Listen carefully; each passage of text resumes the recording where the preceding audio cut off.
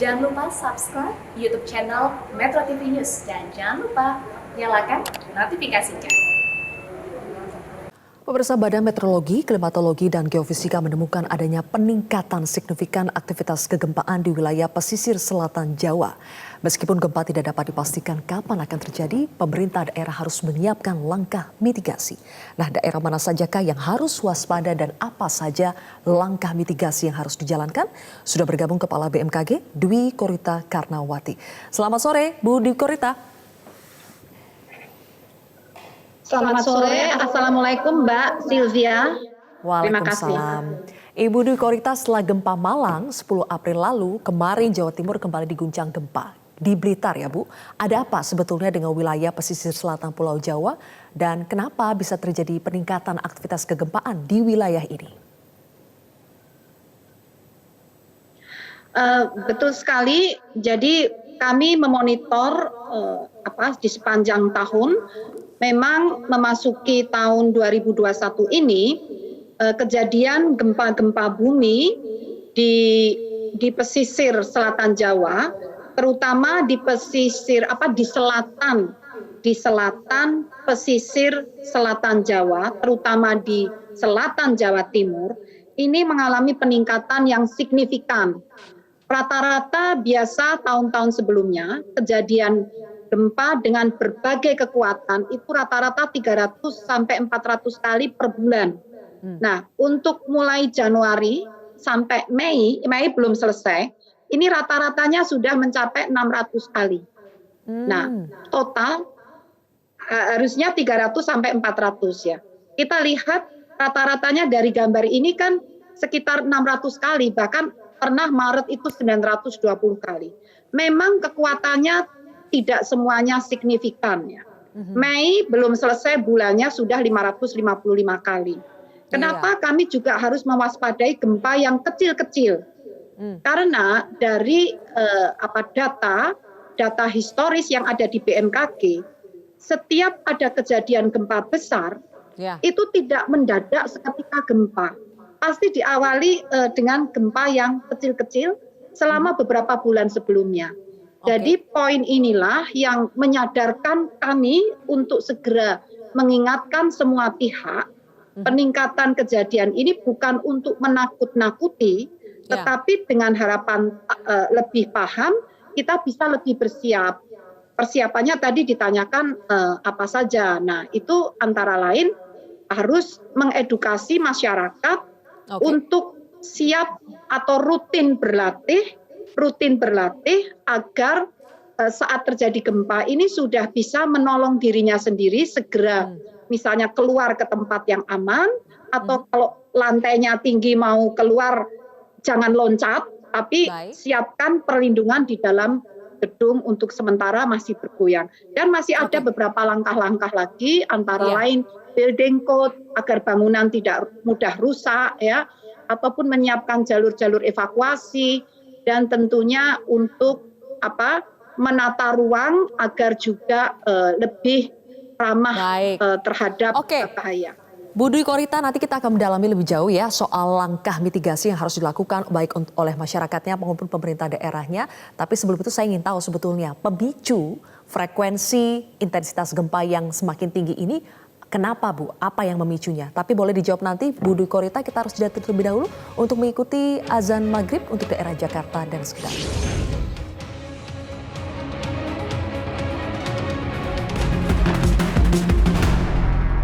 Kami kembali melanjutkan perbincangan bersama dengan Kepala BMKG, Ibu Dwi Korita Karnawati. Ibu, tadi kita sempat ngobrol saat jeda, Ibu bilang kalau dari tahun 2017 itu intensitas gempa rata-rata 6.000 kali, tapi semakin tahun ini semakin meningkat. Kenapa Bu? Apa pemicunya? Ya, untuk menjawab kenapa, terus terang kami ataupun para pakar belum bisa menjawab dengan tepat, dengan pasti. Tetapi kami saat ini melihat data global ataupun data di Indonesia, trennya memang ada kenaikan baik secara global ataupun secara nasional, dan mulai akhir tahun lalu itu ada tren yang mengklaster ke arah selatan Jawa Timur. mulai tahun lalu. Jadi yang ke arah selatan Jawa Timur itu baru tampak kami dari data itu mulai tahun lalu.